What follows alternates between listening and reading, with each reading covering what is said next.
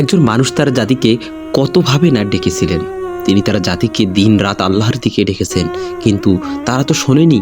তিনি তাদেরকে বলতেন যাতে তারা আল্লাহর কাছে ক্ষমা চায়।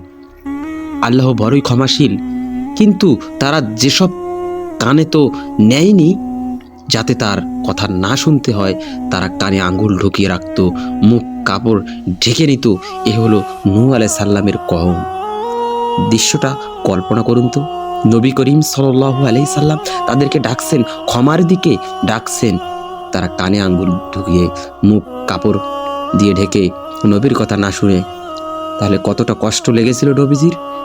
তাহলে আপনারা চিন্তা করুন, তিনি তার রবকে বলেছেন, হে আমার প্রতিপালক, আমি তাদেরকে দিনরাত ডেকেছি, কিন্তু তারা কানে আঙ্গুল দিয়ে রাখত। তারপর তাদের আমি উচ্চস্বরে ডেকেছি, প্রকাশ্যভাবে প্রচার করেছি, গোপনেও তাদেরকে বুঝিয়েছি।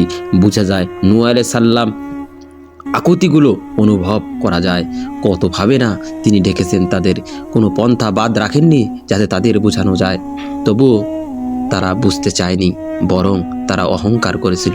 নূহ আলাইহিস সালাম কতটা কষ্ট চেপে রেখেছিলেন, কতটা কষ্ট নিয়ে তিনি আল্লাহকে বলেছিলেন যে আল্লাহ, আমি তাদেরকে এমনভাবে ডেকেছি তারা বুঝতে চায়নি। সেই তাদের মতো আজও কতিপয় মানুষ যারা নিজেদের দাম্ভিকতা নিয়ে জমিনে চড়া হয়েছে, ওরা দিনের ব্যাপারে কিছু শুনতে চায় না। তারা সমাজ ধ্বংসের নীল নকশা এঁকেছে, এবং যারা সৎ কাজের যাচ্ছে তাদেরকে বোঝানোর চেষ্টা করে যাচ্ছেন, আর তাদের কথা শোনার আগে তারা কানে আঙ্গুল ঢুকিয়ে দিচ্ছে। কারণ তারা বোঝা তো দূর কি বাত, তারা শুনতেই আগ্রহী না, বরং তারা করেছিল এক গভীর ষড়যন্ত্র।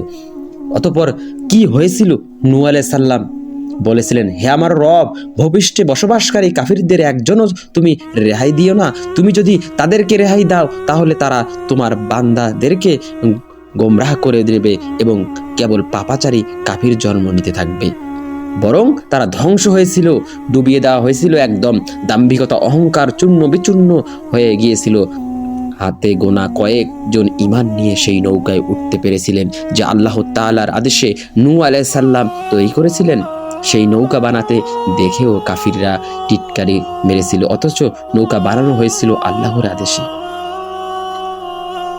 আদেশ সে তো নূহ আলাইহিস সালাম এর সেই নৌকায় উঠতে হবে। হ্যাঁ, সেই অল্প কজনের অন্তর্ভুক্তই হতে হবে যারা নৌকা বানানোর কাজ করেছেন। তাদের সাহায্য করতে হবে আল্লাহর পথে, যাদের যে কোনো ছোট্ট পদক্ষেপও সাধ্যমতো এগিয়ে আসতে হবে। তাহলেই আমাদের ছোট্ট পদক্ষেপ আমাদের নাজাতের জন্য ওসিলা হবে। ডক্টর সারওয়ার সহ আরও যারা অনবরত কাজ করে চলছেন, তাদের কাজগুলো দেখে মনে হচ্ছে তারা অবনতরত আমাদের সচেতন করেই যাচ্ছেন, অথচ আমরা নির্বিকার। আলেমালাবাগান আমাদেরকে বলেই যাচ্ছেন আমাদের যে ওই নৌকায় উঠতে হবে, তাদেরও আমরা ভুলে গিয়েছি। আল্লাহুম্মা গফির লানা, হে আল্লাহ আমাদের ক্ষমা করো। যারা গোমরাহির বিরুদ্ধে লড়ছেন, আল্লাহ তাদেরকে সুদৃঢ় পথ রাখুন।